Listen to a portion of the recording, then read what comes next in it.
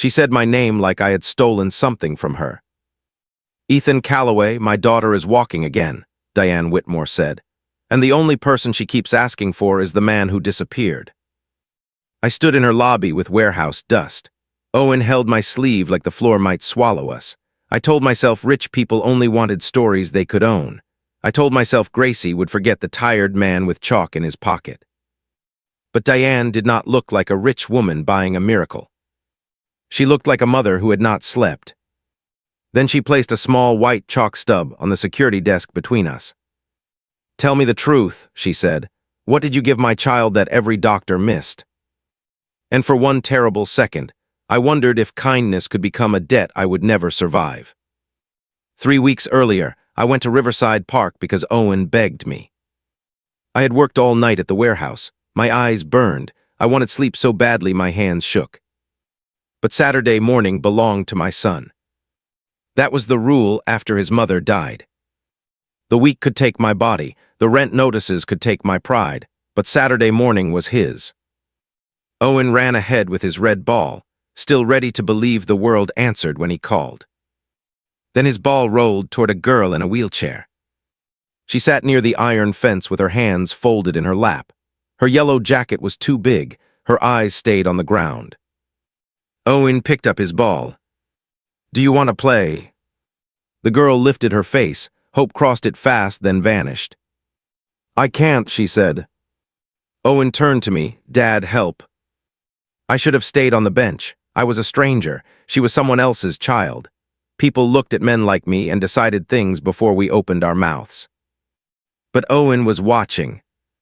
So I stood. I crouched far enough away so she could choose if I came closer.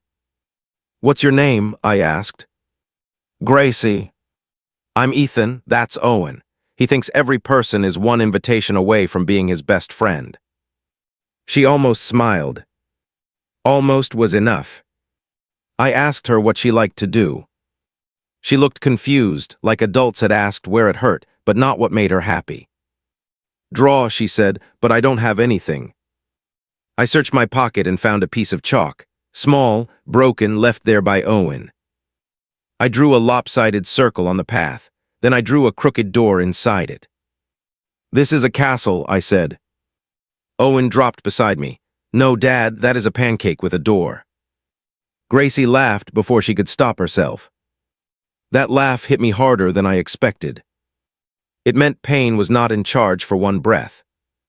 I held the chalk out. "Your turn." She studied my hand first, then my face. She took the chalk. Her first line was thin, then stronger. A wing, a tail, a dragon with a crown because Owen said every dragon needed a crown or a job. A woman in a gray jacket appeared nearby. She watched me like I was a locked door she did not trust. So I stayed quiet. I kept my hands where she could see them. I spoke only to the children. Then Gracie leaned forward to finish the crown. Her left foot moved. Just a little. But her face changed. She looked down like her own body had whispered from another room. "My feet," she said. Owen froze. "I can feel my feet." The woman pulled out her phone. Gracie grabbed my wrist before I could back away. "Don't go," she whispered. So I stayed. A few minutes later, Diane Whitmore arrived. I did not know her name then. I only knew the way she fell to her knees in the chalk dust and held Gracie like the world had almost taken her. Gracie kept saying, "Mom, I felt it, I really felt it." Diane looked at me over her daughter's shoulder. Not like I was a hero. Like I was a question she was afraid to answer. I gave her my number. Then I took Owen home and told myself that was the end. It was not. Now, standing 3 weeks later, I stared at the chalk on the desk. Owen whispered, "Dad, did we do something wrong?" That broke something in me. "No," I told him, "we helped somebody." Diane heard me. "Then why did you vanish?" I looked at the guards, the cameras, and the people pretending not to listen. "Because people like you don't call people like me unless they want something." She did not flinch. "You're right," she said. "I do want something." I reached for Owen's hand.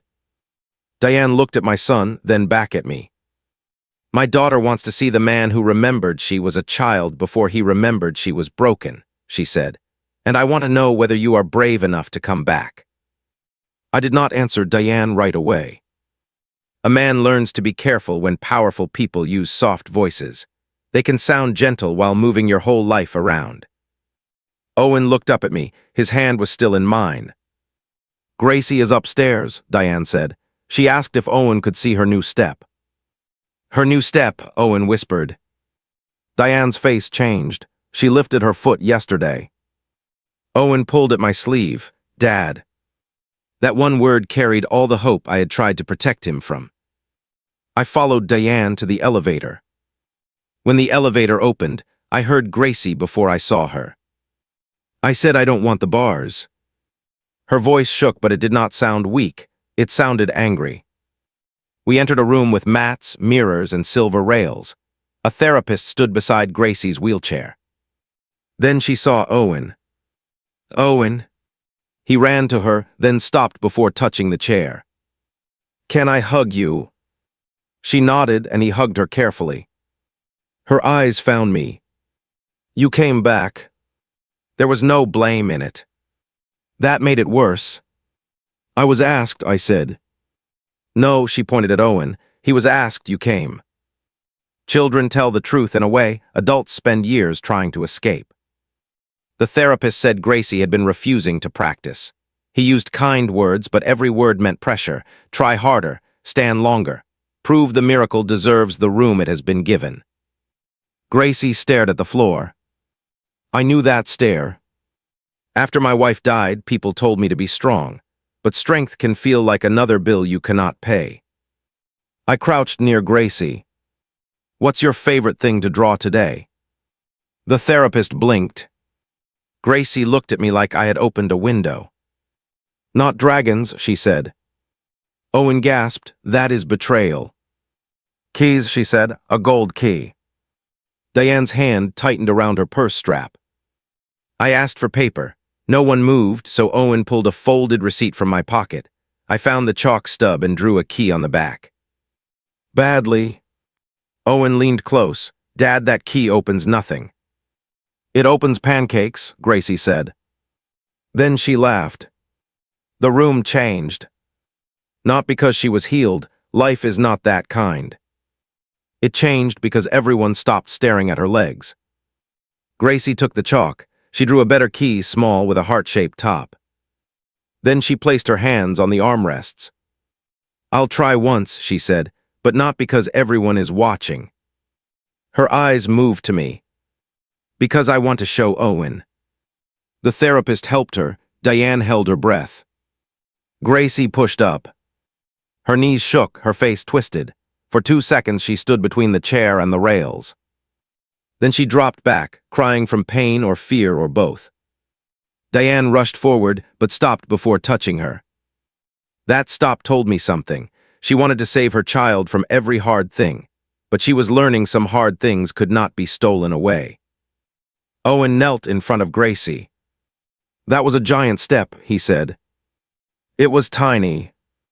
No, tiny steps are for ants. That was human-sized. Gracie wiped her face and smiled. After that, Diane asked me to coffee in a private room. I said Owen stayed with me or I left. She agreed at once.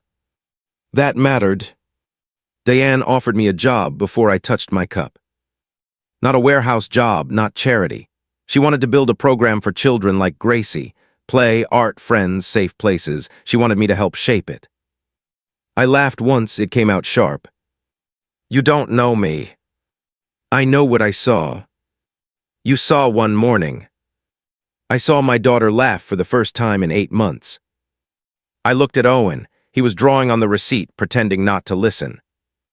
Diane slid an envelope across the table. I did not open it. What is that? Payment for the time I am asking you to consider giving us. No. You have not seen the amount. That is why I said no. Silence filled the room. I stood, Owen stood too. Diane rose slowly. I offended you. You offered money before trust. Her face went still. I expected anger. Instead, she nodded like I had named a wound she knew. Then tell me how to do this without making you smaller. No one had ever asked me that. I looked at the chalk dust on Owen's fingers. I thought about Gracie standing for 2 seconds because she wanted to be seen as brave, not broken. I'll come Saturdays, I said. With Owen, public place, no contract, no cameras, no money. Diane's voice softened, and after that, we see if this is real.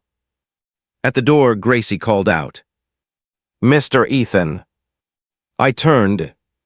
She held up the chalk key. "When I walk outside, I want you there." Diane looked at me then, not like a woman asking for help. Like someone afraid I might still leave. And I knew the dangerous truth. I wanted to stay. The first Saturday after that, I almost turned the car around. Not because I changed my mind. Because Owen had packed our chalk into a lunchbox and held it on his knees. He kept asking if Gracie would walk today. Each time I said, maybe. Each time, hope grew larger in the car. Hope is beautiful. Hope is also heavy when you are the adult carrying it. Diane was already at Riverside Park when we arrived. Just her, Gracie, and a blanket near the same iron fence. Gracie waved with both hands. Beside her wheelchair was a pair of small blue shoes. They were new, too clean, waiting like a promise no one wanted to say out loud. Owen saw them too. "Are those walking shoes?" he asked. Gracie lifted her chin, trying shoes. Diane looked away. So I did not make a big thing of it. I sat on the pavement, opened the lunchbox, and dumped chalk between us. "What are we drawing?" Gracie pointed at the path. "A door." Owen frowned. "A door to where?" "Outside my chair," she said. No adult breathed. Then Owen nodded like that made sense. "Okay, but it needs a dragon guard." We drew for an hour. A door, a dragon, a key with a heart on top, a road made of crooked squares. Diane sat across from me, close enough to speak low. "I checked your warehouse schedule," she said. I stopped drawing. "I did not ask you to do that." I know I crossed a line. That surprised me more than the confession. She folded her hands. "You work nights, you come here after sleeping almost nothing. You said no money, so I said nothing, but this is costing you. It costs Owen too if I disappear into work. I am not trying to buy you." "Then what are you trying to do?" Diane looked at Gracie. "Learn how to help without controlling." That answer had weight. Before I could respond, Gracie said, "I'm ready." The chalk door sat in front of her wheelchair. No therapist, no cameras, no rich people watching, just a tired father, a scared mother, and 2 children who believed a drawing could become a place. Diane moved behind the chair. Gracie shook her head, Mom beside me, not behind me. Diane froze, then stepped to her side. It was a small thing. It was everything. Gracie gripped her mother's hand. Owen stood on her other side with the chalk key pressed against his chest. I stayed in front of her, just beyond the door. "You do not have to prove anything," I said. Gracie swallowed. "I know." "Then why try?" She looked at Owen first, then at her mother. "Because I want to know what my feet remember." She pushed up. Her legs trembled so hard her whole body shook. Diane's face broke, but she did not pull her back. Owen whispered, "You can borrow my brave." Gracie took 1 step. It landed inside the chalk door. Then another. The second step was smaller, messy, almost lost. I reached out, then stopped myself. She had enough hands on her. She did not need rescue from every wobble. Gracie made it across the door and fell into Diane's arms. Not gracefully. Not like a movie. Like a little girl who had fought a war no child should fight. Diane held her and cried without hiding it. Owen placed the chalk key on the ground beside Gracie's shoes. "It worked," he said. Gracie laughed through tears. It was not magic. Owen shrugged. "Most magic says that." Later, while the children drew crowns on everything, Diane and I walked a few steps away. I want to build the program, she said, but not with your name as a story I use, with you as a partner, paid fairly, clear contract, your hours protected, Owen protected, and no press unless you choose it. I looked at her. This time there was no envelope. Just a hand opened between us. I am afraid of your world, I said. I am afraid of needing someone, she said. That was the first honest thing that sounded like us. I took her hand. Not as romance, not yet. As agreement. Months later, the first chalk circle room opened in an old brick building near the park. Children came in with braces, walkers, wheelchairs, scars, shy eyes, loud laughs, and parents who looked like they had been holding their breath for years. No one asked what was wrong first. We asked what they loved. Gracie walked in wearing the blue shoes. Owen walked beside her, carrying the lunchbox full of chalk like an official duty. Diane stood near the doorway. When I looked over, she touched 2 fingers to her heart. A silent thank you. I nodded back. That was enough for now. Because some love does not arrive as a kiss.